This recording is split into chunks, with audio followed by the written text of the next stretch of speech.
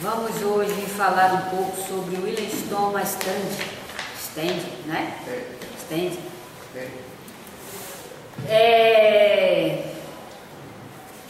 Pouco se sabe sobre as questões de sensações e percepções dos espíritos. Infelizmente, aqui nesse movimento espírita que nós ouvimos, não se fala sobre as sensações e percepções dos espíritos. Há quem diga que quando desencarnamos, não sofremos as consequências dos nossos atos e que a nossa situação será melhor. Mero engano, porque aqui nessa uma das ou melhor, um dos personagens que fez as suas pesquisas e constatou, um dos, que foram muitos, né? Aqueles que tiveram a coragem de lançar à sociedade palmas para eles, né? Foram espíritos de grande coragem para aqueles que não, paciência. Mas infelizmente a gente vê, ou melhor, felizmente a gente vê que um desses homens foi William Thomas Stand. Ele foi um jornalista e ele estrangeiro, e ele desencarnou naquele náufrago do Titanic. Ele foi um dos componentes, vamos dizer assim, daquele navio. E se sabe pela história que o Titanic foi um navio onde tinha pessoas de grande aquisição econômica. Era o que chamava naquela época o néctar da sociedade. Eram pessoas de grande status, né? E o William Thomas Stand estava no Titanic. E aqui, nessa monografia de Carlos Bernardo Loureiro, onde ele também fala sobre Odilon Negrão, aqui ele relata sobre o desencarne de William Thomas Stand. Como ele se encontrou ao desencarnar, o que levou ele a ter um desencarne melhor. As suas perturbações foram mínimas e o seu estado após morte foi de felicidade. Primeiro que, diga-se de passagem, que a sua condição como espírito de melhor condição não foi certamente dando sopa, viu? E nem nas instituições só tomando passe. Diga-se de passagem. Não é que nós aqui somos contra isso. Mas infelizmente se criou essa, vamos dizer assim, essa coraça que o espírita ou a criatura que está na instituição, a sua condição boa ou má vai depender só dele estar na instituição. Mero engano. Porque, assim como aqui no Livro dos Espíritos, na questão da percepções e sensações, Kardec, com orientação dos Espíritos, também fala que a sensação e percepção dos Espíritos está de acordo com o seu apego à matéria. Olha, então, assim como esse espírito Stende, ele tivera o seu momento de perturbação, como ele mesmo conta, que ele sentia-se asfixiado. E viu naquele momento, quando a água começou a emergir o navio, ele via pessoas gritando, né? Pessoas chorando, desesperadas, outras começaram a orar e via gritos assim terríveis. E ele sentiu-se como tivesse adormecido, após sentir-se asfixiado, que é o que ele relata aqui. Ele entrou como numa espécie de desmaio. E quando despertou, que já foi na condição de espírito, ele ouviu naquele ambiente onde ele estava, que não era as colônias espirituais, de passagem, mas um ambiente onde ali ele sentiu-se bem. E ele conta que a harmonização do local fizera ele retornar de forma como se ele, vamos dizer assim, entrasse numa espécie de sono, e após essa espécie de sono, ele acordou-se refeito. Não é que o espírito dormiu, na verdade o espírito aí entrou para o entendimento, no sono, né? Para o entendimento. E aí, ao acordar, ele acordou-se refeito. E ele conta que o que levou ele a essa situação benéfica foi os estudos do livro da codificação e as suas experiências. E ao acordar desse sono, também teve essa citação dele, ele encontrou-se com um espírito chamado Júlia, que o acompanhava nas suas pesquisas de manifestação. O que é que nós queremos aqui chamar a atenção? Primeiro, o espírito, nós espíritos, não vamos deixar de passar pelas perturbações de estar no corpo ou fora do corpo. Isso faz parte, isso está na natureza. O fenômeno da morte é que eu fiz me lembrar agora que eu vi uma reportagem em que uma criatura dizia assim, foi falado a ela do fenômeno da morte, e ela disse assim: Deus é mais, batendo na madeira. Como se essa ação mecânica e meramente materialista livrasse ela do fenômeno da morte. E que a morte, para essas criaturas, é o fim de tudo. Então elas acham que esse procedimento meramente materialista e simbólico vai livrá-la do fenômeno da morte. Não, porque existem dois aspectos: a morte e morrer. A morte, que é o que nós temos que nos preocuparmos, apesar, infelizmente, daqueles que deveriam propagar essa informação de forma que aqueles que adentram as instituições vissem a morte como nada mais, nada menos, como um largado corpo, são os primeiros a criar tabus. Quando se quer ver, você quer ver uma coisa? Procure saber de um espírita se ele pensa na morte. Procure. Certamente a postura dele vai ser essa. Eu vou me preocupar com isso?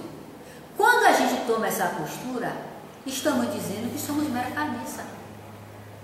Porque a preocupação da morte, como Stende diz aqui nessa monografia, que ele se dava com os espíritos nos processos fenomênicos, e ele antes ele sabia, e agora ele, ou melhor, antes ele acreditava e agora ele sabia.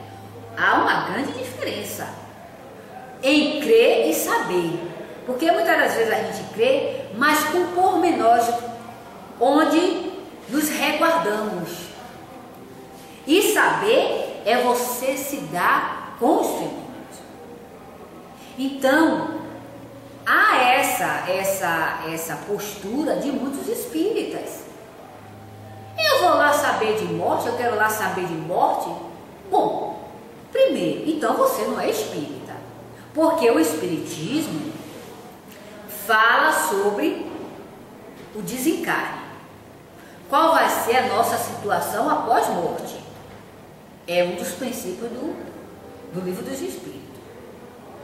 Segundo, a condição ao qual nós vamos nos encontrar, as manifestações. Uma que a gente pouco vê falar sobre manifestações nessas casas.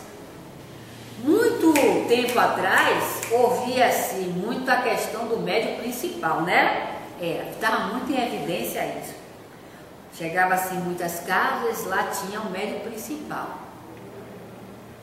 Onde não está na doutrina essa colocação de médium principal. O que está lá no livro dos médios é classificação dos médios e não médium principal. Mas desse tempo para cá cessou essa questão de médium principal e não se fala mais nas manifestações dos espíritos. Eu não ouço. Fora a instituição de Cristiane e do Telma, e aqui eu não ouço falar, né? Eu não ouço. Aqui nós trabalhamos com desobsessão. Os espíritos aqui manifestam-se todos os dias, porque não existe isso. Querem fazer espiritismo fora espírito. É aquela coisa, eu quero falar de espiritismo, mas espírito fora. A gente não vê esses médios da manifestação, a gente não vê esses médios sendo pesquisados, a gente não vê. Paciência, é isso que nós estamos vendo. O que esses médios estão preocupados é com procurar saber, fazer regressão de memória, uma ação muito perigosa para aqueles que não são espíritas. É muito perigoso se fazer regressão de memória por diversos fatores, né? Quando não assim, fazer obras sociais, médios com grande potencial mediúnico, com os braços encruzados, porque não sabe o que acontece com ele, né? Espírito fala, ele não sabe se é dele, se é do espírito, porque não se pesquisa, que temos que pesquisar. Espírito está ao lado, ele sentindo vários sintomas, não se admite que é espírito, né? Quando vem para essa instituição, quando não, é um tal de dormir, que Deus tenha misericórdia, como diz o outro. Ei, Marcos. Né? Uma soneira que parece até o som da morte. Aí sim, é o som da morte. Mas é verdade. Então daí, gente, a gente observa que esse homem, Stende, ele não era leigo não, viu? Era homem de status, era um homem intelectual. Um homem que se debruçou a pesquisar os fenômenos espíritas. E ele se converteu, fala o espírito, se converteu não, isso não, colocação. Ele passou a acreditar no espiritismo diante das pesquisas feitas de forma mediúnica. Mas, infelizmente, relatam aí que pelo fato de desencarnar de forma moribunda, o espírito deixe as suas paixões para o lado. Não é isso que diz aqui o livro dos Espíritos, não, viu? Se vocês quiserem pesquisar, eu vou dar até de mão beijada. Percepções e sensações dos espíritos. Aqui diz. Aqui também, ó, nessa monografia de Carlos Bernardo Loureiro. Procure lá no tema, ou então lá em Cristiane. Está aqui, né? Então, isso tudo são pesquisas. Porque também lembrando de Gabriel Delany, que relatou que ele, ao estar encarnado, no seu período de encarnado, ele pediu que cremasse o seu corpo.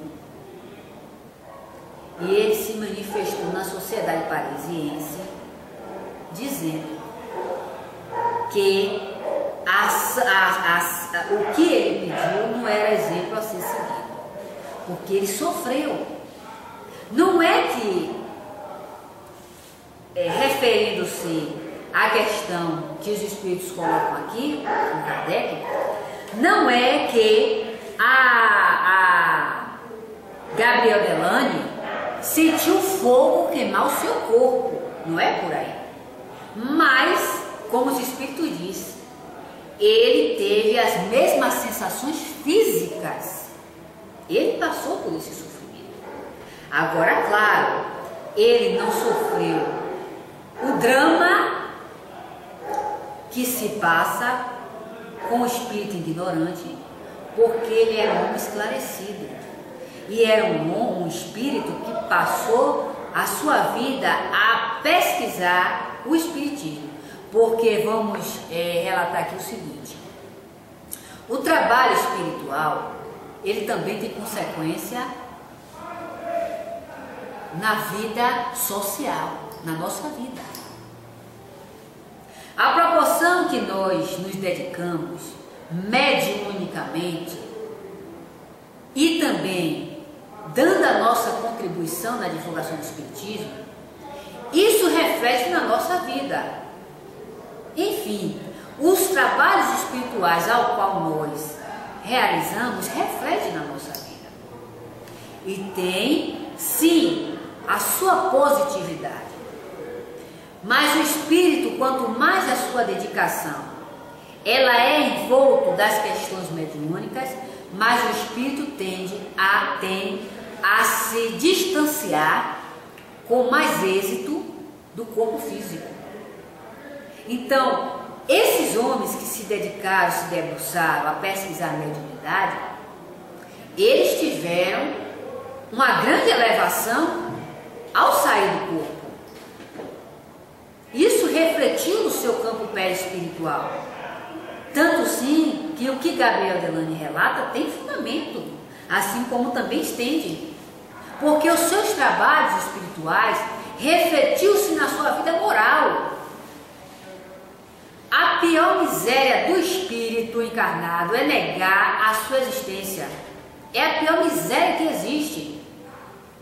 Porque quando se nega que existe vida após morte, ou que ele é espírito, ele está entrando em uma situação difícil de sair. Porque, primeiro, que ele é espírito, ele vai se deparar com essa natureza espiritual. E a proporção que a sua negatividade se propaga, ele tende a sofrer.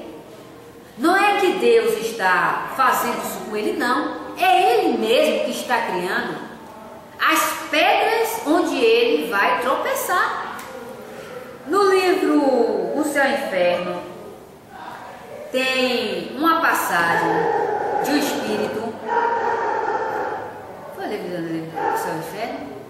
Eu sei que o fato é verídico. Ele negava a imortalidade da alma. Quando ele desencarnou, ele encontrou nada. Será que o mundo dos espíritos é o nada? Não. Mas as suas ideologias cristalizou dessa forma e ao desencarnar ele encontrou nada. Então isso constata que assim como o homem vil e o homem moral terá a repercussão dos seus atos físicos. É por isso que os romances, eles não são romances verdadeiros. É como Carlos Bernardo diz, nós vivemos ainda no mundo extrafísico as sensações físicas. Nós vivemos ainda as sensações físicas. Não é pelo fato de desencarnar que nós vamos abandoná-las assim de uma hora para outra. Ainda levamos tempo para nos adaptarmos, para nos libertarmos dessas energias. Agora imagine o homem que crê que ele é futura carniça. Como é que ele vai se encontrar? Então essa questão de que dizem aí que o moribundo sofre menos do que a criatura que desencarnou de forma abrupta, violenta, coisa nenhuma. Os dois sofrem. Agora tem um porém. Vão sofrer mais ou menos aquele que tiver mais apego ou menos apego à matéria. Está aqui, ó. Leiam. Né? É isso que Kardec diz. Os espíritos disseram a Kardec. Quanto mais o homem é materializado, mais ele sofre as influenciações do corpo. Quanto mais o homem moralizado, ele sofre menos a ação física. É aí que está a diferença. E não porque um é moribundo, desencarnou moribundo e levou a sua vida toda no estado doentio, e na hora de desencarnar ele se libertou dessas anomalias, e o outro devido à sua morte trágica, né, ele está sofrendo. Mais uma vez relatamos a questão de Gabriel Delane e estende. Os dois espíritos que relataram o seu desencarne, o que ocorreu após o seu desencarne, foi totalmente diferente, né? Estende morreu afogado. O William desencarnou e Gabriel Delane pediu para cremar o seu corpo. Então a gente tem que ter muito cuidado, porque está aí falando que sofre assim ou sofre assado devido a situação ao qual ele passou, o tipo de morte que ele passou, vamos dizer assim, não é bem por aí. Ou melhor, não é por aí, né? Porque isso pesa sobre nós. Da mesma forma que o conhecimento do Espiritismo, Kardec perguntou aos Espíritos, o conhecimento do Espiritismo ajuda o Espírito no seu desencarne? O Espírito disse, sim, e muito. Ajuda sim. Agora só que Kardec, ou melhor, os espíritos deram essa resposta, mas a coisa é muito mais além, né? Porque o conhecimento do espiritismo nos faz sofrer menos, e o estudo de como nós vamos nos encontrar, baseando-se nas histórias dos espíritos que eles se comunicam, é que vai dizer qual é a nossa situação. Porque tem também um relato de um espírita, ou melhor, um espírito que ele frequentava muito a instituição, né? Ia muito nessa instituição, e a sua vida era ir e ficar sentado. Ele só fazia aquilo que muitos dizem: eu vou para ouvir me aliviar. E ao desencarnar, ele tomou uma surpresa, porque todo aquele tempo que ele levou indo e vindo para a instituição, sem nada fazer, isso pesou sobre ele. Pesou muito. É o chamado médium que não quer trabalhar, não quer fazer nada por ninguém.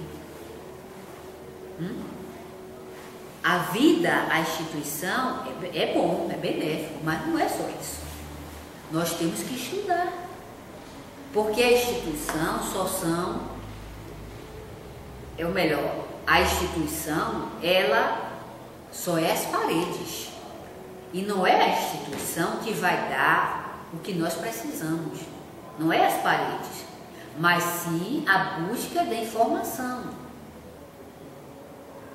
Ouvimos, ótimo, pensamos, ótimo, mas vamos buscar estudar. Porque existem certos pormenores que nós só podemos aprender buscando estudo de forma pessoal. De forma pessoal.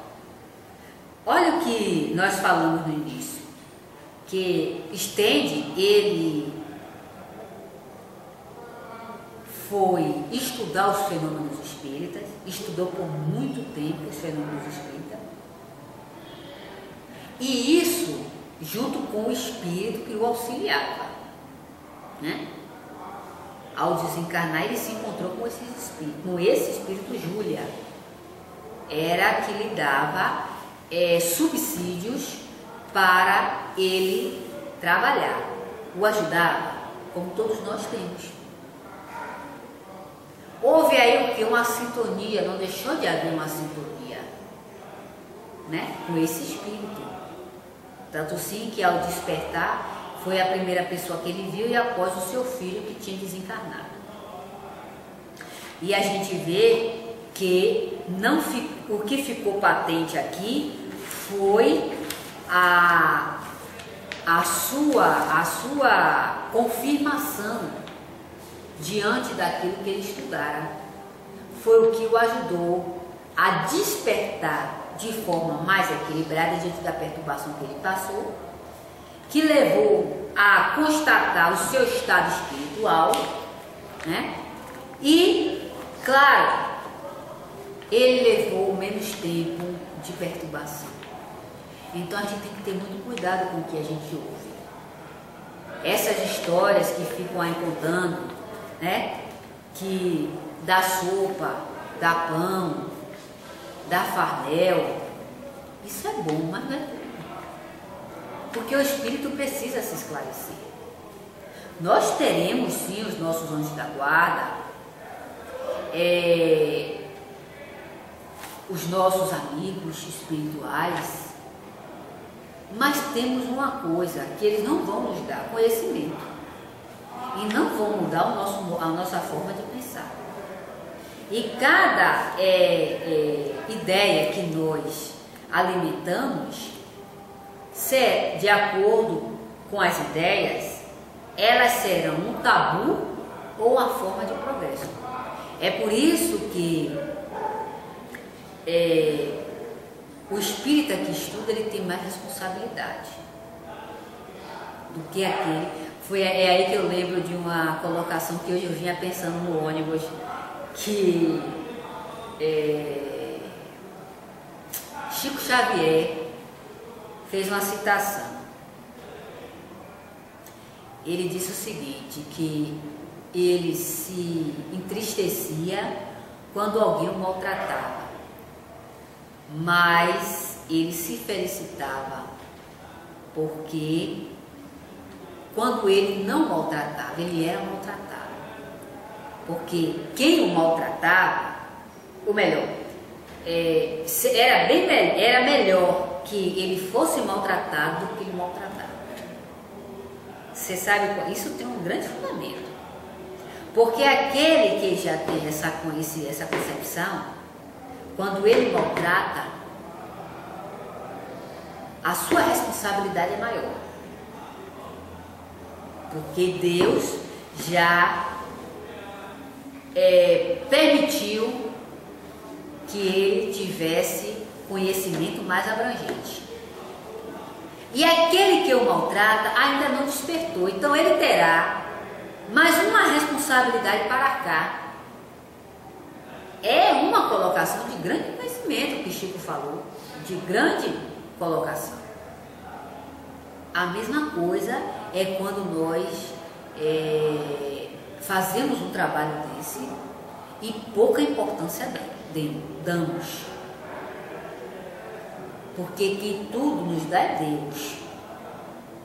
Né? Se a gente pouco valor está dando, certamente vamos arcar com as consequências. Porque o conhecimento da doutrina espírita é um galardão. É uma oportunidade grande.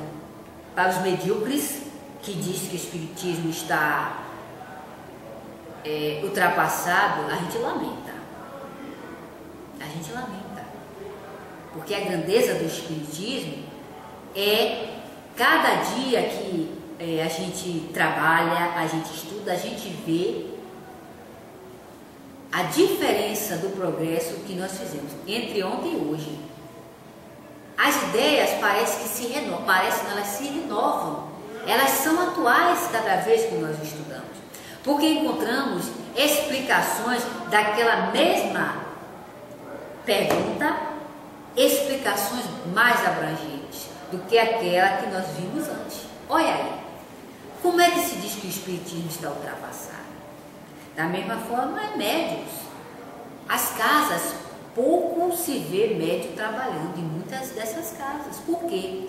Porque os médios simplesmente se contentaram em só tomar passe. Médios que deveriam estar trabalhando. Ali, ó, uma colocação muito justa feita por Emmanuel. Está ali. Onde ele diz: a mediunidade é o ato. Como é? Não. Como é que está ali? Que agora me passou pela mente. A mediunidade é o. Diga aí. E aí o que nós vemos nessa colocação de Emmanuel é muito justa, né? O exercício mediúnico aceitamos o ato de servir, condição do mais alto da escala. Pois é uma missão do mais alto na escala do mundo. Quer dizer, e Bernardo ainda diz o seguinte: a mediunidade o mundo dos espíritos é ainda um mundo enigmático. E vocês, médios, ele está lá naquele livro Mediunidade e Espiritismo de Carlos Bernardo Loureiro. E vocês, médios, que são aqueles que irão representá-los. Então o que a gente vê são médios de braços cruzados, pessoas com mediunidade belíssima. Porque qual é o propósito da mediunidade? É esclarecer o homem. Por que Deus permite? Será que ver espírito, sentir a presença do espírito, é algo leigo, sem importância? Será? Será que daí não tem um propósito do Criador para com seus filhos? Uma importância? O que poucos estão dando? E a gente não vê esses médios trabalhando. Médios que muitas vezes estão mais perturbados do que outra coisa. Estão se preocupando em ir atrás de carnavais e tudo mais que há. Ele vai perder essa mediunidade porque ele está dando vazão aos seus propósitos materiais? Não. Vai continuar com ela agora. A responsabilidade desse mérito é aí que está. Né? Da mesma forma, é quando o médium acha uma casa dessa natureza, séria, pouca importância dá, né? Não está nem aí. Será que ele virá com o mérito novamente de encontrar uma casa dessa natureza? Tudo isso a gente passa pelo crivo da razão. Tudo isso. Porque às vezes a gente se pergunta assim, por que muitos médios ainda se encontram em situações precárias? Não encontram um meio que leve ele a uma instituição espírita. Não encontra, não. Será que isso não tem também um comprometimento desse médium? Será que não tem? Aí os espíritos disseram a Kardec que tudo nós teremos que prestar conta. Os espíritos disseram isso a Kardec, que tudo nós teremos que prestar conta. Isso quer dizer que nós não estamos aqui com o que temos de forma aleatória, né? Como muitos dizem, é sorte. É sorte, é merecimento. Mesmo dentro desse merecimento tem uma questão de responsabilidade.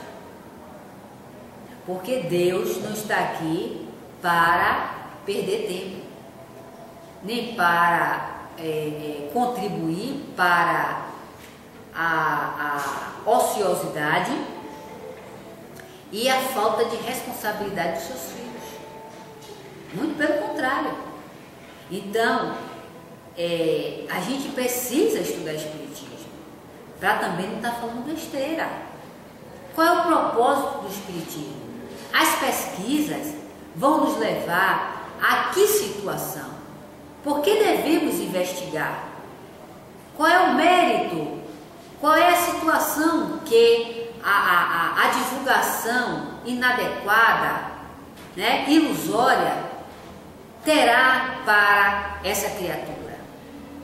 Mesmo porque quando a gente fala do Espiritismo com certas, como é que Kardec fez a citação, simbolismo, nós estamos denegrindo o Espiritismo. O Espiritismo não está aqui para ser simbólico. O Espiritismo é uma ciência, é filosofia, com consequências morais.